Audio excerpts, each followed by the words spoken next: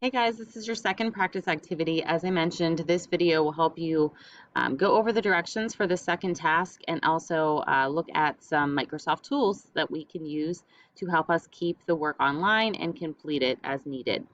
So this is what your assignment looks like in front of you. And this activity has to deal with drawing and labeling the geometric figures. So we're going to be looking at using the Insert tab and the Shape feature. So again, you see the snippet here on your actual assignment in case you need guided, and I'm going to walk you through just a quick example. Actually, all right, so here's kind of what your problem is going to look like. Here's yours below. Okay, so this is your example one. You're going to be asked to draw this figure. And in this example, I'm looking at a ray AB. So again, I'm going to go up to the Insert tab. And guys, if it's grayed out, I'm looking to go to the shape.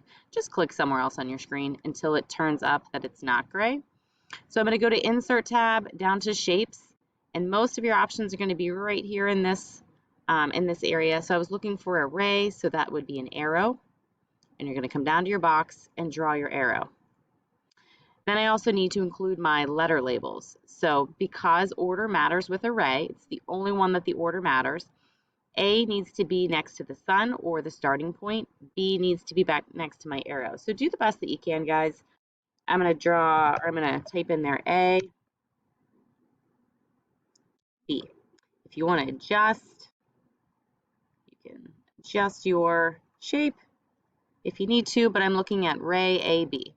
So do your best with this, guys. I just want to see if using the insert and the shape feature is a possibility, because I know with geometry, some of these notations and things are maybe not so online friendly.